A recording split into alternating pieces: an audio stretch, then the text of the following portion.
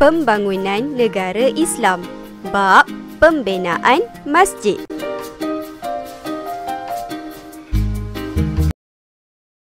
Pada awal kedatangan Islam, Rasulullah SAW dan orang Islam telah mendapat tentangan yang hebat daripada golongan kafir Quraisy di Mekah. Oleh sebab itu, mereka pun mula berhijrah secara sembunyi-sembunyi dari kota Mekah ke kota Madinah.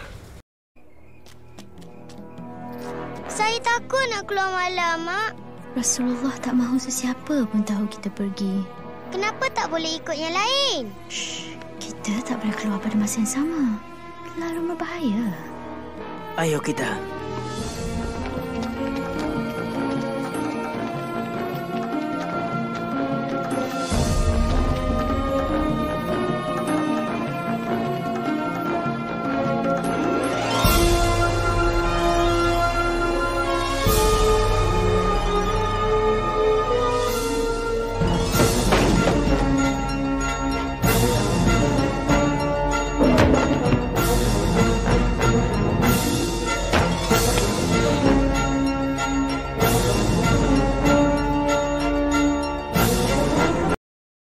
Sebelum sampai ke Madinah, Rasulullah SAW telah tiba di satu kawasan yang bernama Quba pada 8 Rabiul Awal, tahun pertama Hijrah.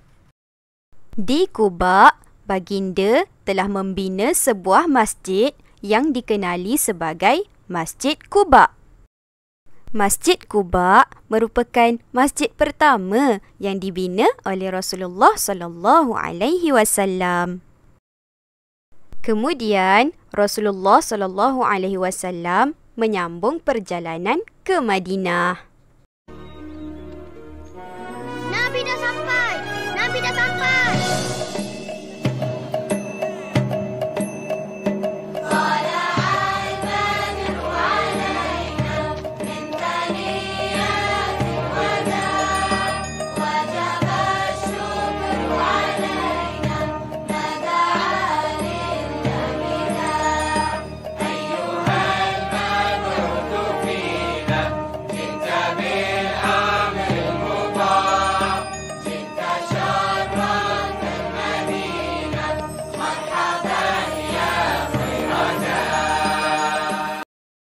Di Madinah, Rasulullah SAW dan orang Islam telah bersama-sama bergotong royong membina masjid yang kedua, iaitu Masjid Nabawi.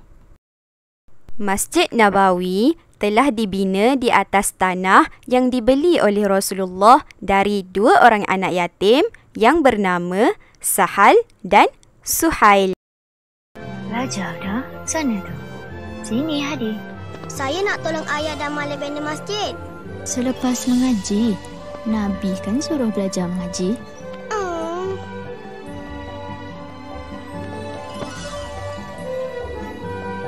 Ayah!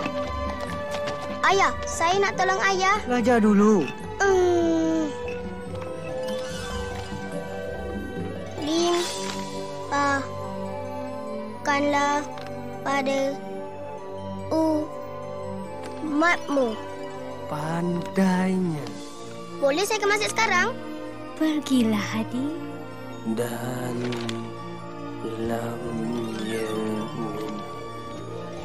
Limpahkan. limpahilah dengan banyaknya. Ini untuk cikgu.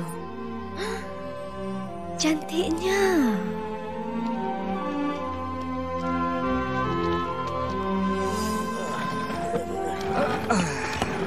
Bersuruh Allah, biar aku yang angkat. Kau seorang Nabi. Pakcik pergi berehat.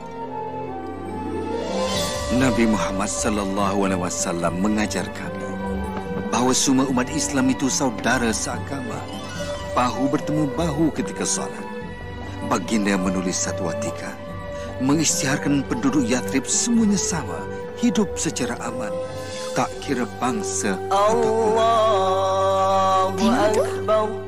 Allahu Akbar.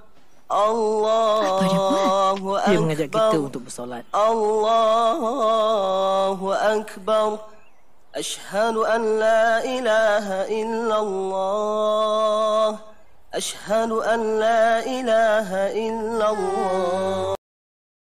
Sekarang, mari kita sama-sama ingat balik apakah nama masjid yang telah kita belajar di dalam cerita tadi. Masjid pertama yang dibina oleh Rasulullah SAW ialah Masjid Quba.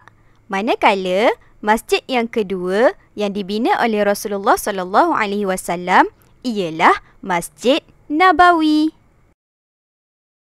Selain dua masjid tadi, ada satu lagi masjid yang murid-murid perlu tahu, iaitu Masjidil Haram.